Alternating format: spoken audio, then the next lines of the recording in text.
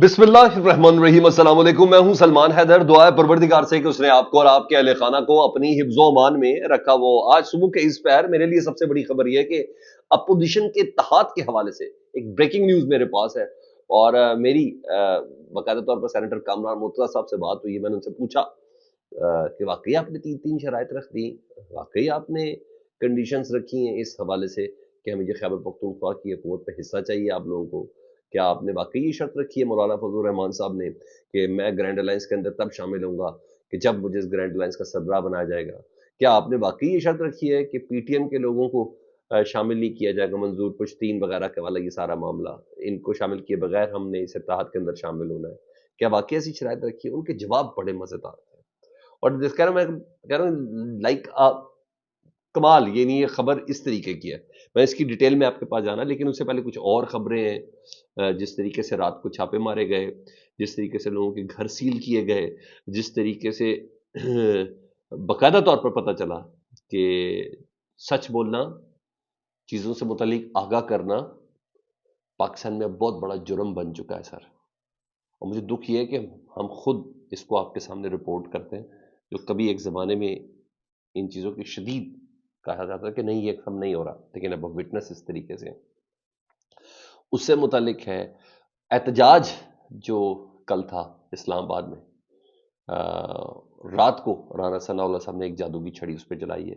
किस ग्राउंड पे वो एहतजाज जो है सरकारी मुलाजमीन का, उसको समेटे पे आम आदमी जाहिर की, उसको भी बताना है। लेकिन सबसे पहले मैंने उस खबर से मुतल्लिक बताना जिस पे बात करते हुए हम एहतियात करते हैं, मुझे नहीं पता था, वो मुझे पता ही उन लोगों से चला है जो अपने आप को इस्टेब्लिशमेंट के बहुत करीब, उनका बड़ा दारू समझते हैं अपने आप को, बल्कि ये कहने कि उनका बड़ा ताड़ू समझते हैं अपने आप को, समझते हैं कि उनकी बहुत नजर करम है। मुझे उसकी वजह से पता चला। ट्रस्ट मी, ईमानदारी से बोल रहा हूँ, नहीं तो हम तो ये बताने वाले हैं कि सबसे पहले मैं आपको बता रहा हूँ सर। वो सिर्फ वो यूनिवर्सिटी जो है उससे मुतलिक कल सारा दिन पाकिस्तान में एक यूनिवर्सिटी की गूंज चलती रही है जी, अच्छी खासी। और यूनिवर्सिटी वो जो सिर्फ एलीट को रिप्रेजेंट करती है, आम खास आदमी नहीं उसके अंदर जा सकता, बल्कि एलीट को ही रिप्रेजेंट करती है। मैं लम्स यूनिवर्सिटी की बात कर रहा हूँ, और जिसे अशराफिया की यूनिवर्सिटी भी कहा जाता है। और जहाँ से पढ़ने वाले कम अज़ कम ना बच्चे जो हैं वो अपने मुस्तकबिल से मुतल्लिक फ़िक्रमंद नहीं होते। थोड़ा सादे अल्फाज में बोलूँ तो यहाँ के बच्चे ज़्यादातर पाकिस्तान से मुतल्लिक भी फ़िक्रमंद नहीं होते। यानी वो जो पाकिस्तान के वो जो उनको मामलात है ना, वो एक सर्टेन लेवल पे फ्लाई कर रहे होते हैं, उनके मुस्तकबिल कम अज़ कम इंश्योर होते हैं। हुआ ये है कि DGISPR जनरल अहमद शरीफ साहब, वो वहाँ तलबा से ना एक इंट्रैक्शन सेशन था। DGISPR है director general inter services public relation, उनका काम भी यही है। तो शायद उनके जहन में था कि मुझे ये इंट्रैक्शन करनी, तो उससे पहले आर्मी चीफ भी कर चुके हुए। तो वो तलबा के साथ उन्होंने बड़ा इस चीज़ को एक इंट्रैक्शन सेशन उन्होंने बनाया था कि कल वो उधर गए, क्योंकि इस बात को DGISPR और मखसूस यूनिवर्सिटी के सर्कल तक ना, वो जो आपको पता है यूनिवर्सिटीज़ के अंदर मुख्तलिफ बॉडीज़ होती हैं, उस तक ही रखा गया था। और इतना इसको कोई रिसोर्सफुल नहीं बनाया गया था, इतनी इसकी कोई कंपेन नहीं की गई थी, कोई ऐसा किया नहीं गया था। तो जो मुझे पता चला उनके मुताबिक, जिनसे पता चला मैं ज़रा उनके मुताबिक भी आपको बता देता हूँ। कुछ वीडियो शेयर की गई और उन लोगों ने वीडियो शेयर की हैं जो मैंने बताया कि अपने आप को स्टैब्लिशमेंट के बहुत ज़्यादा करीब तस्वुर किए जाते हैं। और वहाँ जब ये इस तरह का सवाल जवाब हुए ना, तो काफ़ी सख्त सवाल भी हुए। और इस पे ये पता चला कि DGISPR से कुछ तल्ख सवाल हुए हैं। तो वहाँ तक तो सब सही थे। और कुछ जवाब जो है वो बड़े हक़ाइक़ पर मबनी भी आगे अगली तरफ से मिले। ये सब बातें की गई ना, तो मुझे ये सारी बातें मेरे लिए नॉर्मल थी, कोई ऐसा मसला नहीं था। मगर जब उन लोगों ने इसको प्रोजेक्ट किया था, मैंने कहा चलिए ज़रा इस पे गौर करते। तो फिर गौर किया तो फिर मुझे वीडियोज़ भी नज़र आई, फिर मुझे मुख्तलिफ चीज़ें भी नज़र आई इस इंटरेक्शन के दौरान यूनिवर्सिटी के बाहर की, और क्या है क्या नहीं। तो बहरहाल मैं जिस तरह हसन अयूब वगैरह हो गए, तो उनकी अगर मैं बात करूँ तो उन्होंने कहा कि DGISPR ने तल्ख़ सवालों के जवाब हक़ाइक़ पर मबनी दिए। अच्छा, समझ में आ गई। ये भी समझ में आ गई। उनका तलबा पे सहर तारी हो गया। मुझे लगा कि यार ये थोड़ा ज़्यादा कुछ हलाल करने की तरफ जा रहे हैं। DGISPR की गुफ्तगू से तलबा के ऊपर सहर तारी हो गया। अच्छा जी, वो तालियां बजाते रहे और फिर विजुअल भी ऐसे थे, तलबा क्लैप करते थे, DGISPR जवाब देते थे, فوج کی پرفارمنس سے متعلق، ان تمام چیزوں سے متعلق، پاکستان کے داخلی چیلنجز، پاکستان کے بیرونی چیلنجز، جو جو چیزیں تھیں وہ سب چیزیں سمجھ آ رہی تھیں. پھر ایک انہوں نے 45 سیکنڈ کی نا ویڈیو بھی جاری کی، جس کو بار بار کر کے چلایا گیا، یہ انہوں نے کیا. پھر مختلف لوگوں نے بھی کیا، مختلف صحافیوں نے بھی کیا. نام کوئی اتنے معروف نہیں ہے، لیکن تھے کہ DGI SPR کی نا لمس کے طلباء اور اساتذہ سے خصوصی نشست، جنرل شریف کا شاندار استقبال کیا گیا. کوئی شک نہیں بھائی، لمس میں آئیں گے تو استقبال تو شاندار ہونا ہی ہونا ہے جی. DGI SPR نے سب طلباء کے سوالات اور خدشات کے تفصیلی جوابات دیے، اور لمس کے طلباء نے پاکستان کے اندرونی حالات اور بیرونی چیلنجز سے متعلق گفتگو کی. طلباء اور اساتذہ کی مستقبل میں بھی اس طرح کی سیشن کرنے کی خواہش ہے، یعنی طلباء اور اساتذہ یعنی فیکلٹی دونوں اس کے اندر شامل تھے. یہ تصویر کا ایک رخ ابھی میں آپ کو بتا رہا ہوں. اور پھر کہا گیا کہ پاکستان تحریک انصاف کے، اب یہ انہی لوگوں نے ذرا کہ پاکستان، اور اس میں کوئی نہیں، حسن نیوم وغیرہ تھے تو، اور ان جیسے کچھ لوگ تھے، انہوں نے کہا کہ جی پاکستان کے اندرونی پاکستان تحریک انصاف نے اپنے لوگوں کو تیار کیا تھا 10-15 کو، سخت سوالات تیار کر کے رکھے تھے تاکہ سوالات اتنے سخت ہوں اس سے کوئی بیانیہ بنایا جا سکے. یہ انہوں نے کہا تھا. بھائی خدا کا خوف کرو، یہ لمس کے اسٹوڈنٹ ہیں، اس کا پاکستان تحریک انصاف سے کیا تعلق ہے؟ ایسے تھوڑی ہے. جو میں اب آپ کو خبر کنفرم کر کے بتا رہا ہوں، ذرا وہ سن لیں کہ یہ کون لوگ تھے، کیا تھا جی. ان کا تعلق انہی سے تھا جی. اور اب دوسری تصویر یہ ہے کہ یہ سیشن کل ہوا ہے سر، اس میں کوئی شک نہیں ہے. اس سیشن میں 200 کے قریب طلباء تھے جی، جن کو باقاعدہ طور پر ہال کے اندر آنے کی اجازت تھی. پورے لمس میں سے ان 200 طلباء کو آنے کی اجازت تھی، کیونکہ انہوں نے رجسٹریشن کروائی تھی.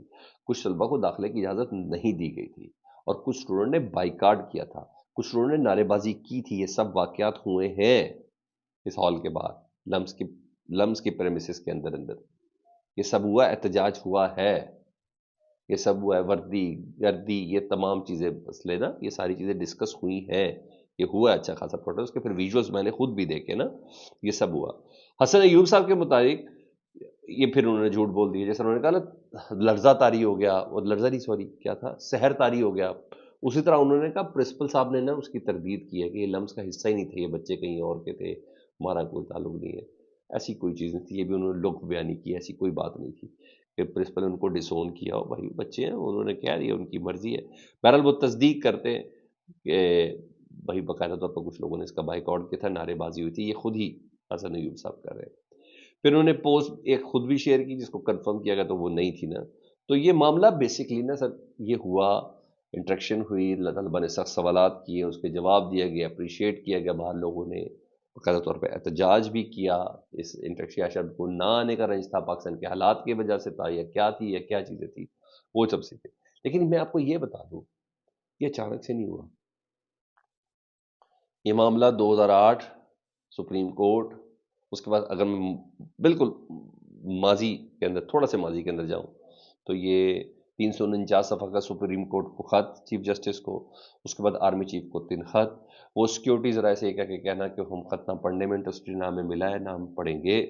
اور پھر وہ جو اتوار کے دن ایک چھوٹے کلپ نہیں تھے 12 فروری کے خطاب کے کروائے تھے فتنۃ الخوارج اور خواتین کے حوالے سے، کہ وہ کیسے خواتین کو روک سکتے ہیں ان کے حقوق کے وغیرہ سے. تو یہ اس کا سارا ایک پورشن ہے، یہ ذہن میں رکھیے گا. پھر وہ لندن کے اندر احتجاج، پھر یورپ کے اندر اس خطوط کی کاپیاں اور جوابات، اور پھر بیرون ملک کے پاکستانیوں کا ہائی کمیشنز کے اندر ان خطوط کو بھیجنا، اور پھر ایک کاپی بھیجنا. یہ ساری چیزیں ایک دوسرے کے ساتھ کنیکٹ ہیں. اگر یہ بات ایسی ہے نا، جو کہ ہے ایسی، تو اس خط کو اگر پڑھ لیا جائے نا، تو اس خط میں اس ڈویژن کی ہی بات کر رہے ہیں عمران خان صاحب. یہ ملک بھی میرا ہے اور یہ فوج بھی میری ہے. دامے درمے سکھنے، جانے انجانے میں کسی طریقے سے بھی پالیسیز کی وجہ سے کہیں نہ کہیں گیپ بڑھ رہا ہے. میرے تصور میں نہیں تھا یہ نعرے بازی، یہ سب. میں بہت ہرٹ ہوں، میں بہت تکلیف میں ہوں. بہت جو چیزیں کہیں ہو رہی تھی ہم یقین نہیں کرتے تھے، یہ ہمارے شہروں کے اندر داخل ہوگی. اسے منہ چھپانے کی ضرورت نہیں ہے، اس کو ایڈریس کرنے کی ضرورت ہے. آنکھوں میں آنکھیں ڈال کے اس ایشو کو فیس کرنے کی ضرورت ہے.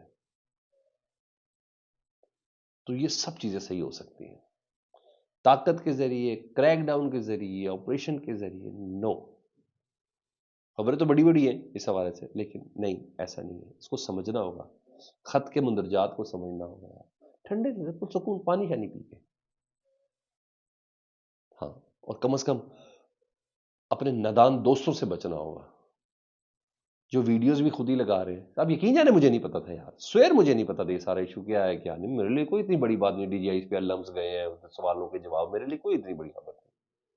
میرے لیے یہ خبر ہے کہ ادھر پروٹیسٹ ہوا ہے، میرے لیے یہ خبر ہے کہ وہ کہہ رہے ہیں لوگوں پہ لرزہ طاری سحر طاری ہو گیا ہے، اور پھر وہ ویڈیوز بھی خود ہی بتا رہے ہیں کہ سوال جواب یہ وہ سب چیزیں پروٹیسٹ کی بھی خود ہی چلا رہے ہیں. ہم کن ایشوز میں گرے ہوئے، یہ کن ایشوز کی بات ہو رہی ہے. اباؤٹ دیگر چیزیں، پٹن سر جس نے رپورٹ جاری کی تھی، ایک این جی او ہے جی، جس کی رپورٹ کو ایک زمانے میں موجودہ سیٹ اپ بڑا سمجھدار پسند کرتا تھا، اسی نے بتایا کہ پاکستان میں الیکشن کمیشن 64 نئے طریقوں سے اس باری دھاندلی کروائی ہے، نئے نئے طریقے انٹروڈیوس کروائے ہیں.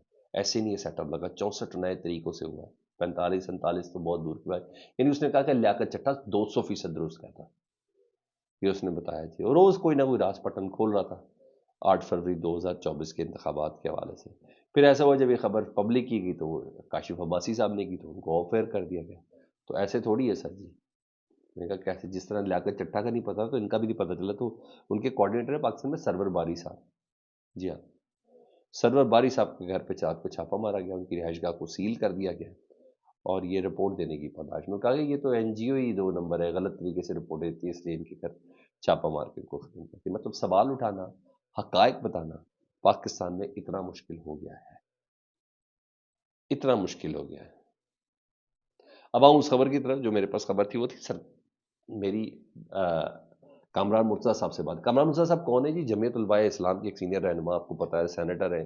یہ وہ ہے جن کے پاس مینڈیٹ ہے مذاکرات کے حوالے سے، اتحاد کے حوالے سے، جو باقاعدہ طور پر مولانا فضل الرحمان صاحب کے ریپرزنٹیٹیو ہو کے پاکستان تحریک انصاف یا تحفظ آئین پاکستان کے پلیٹ فارم سے ایک اپوزیشن کے حوالے سے بات کریں.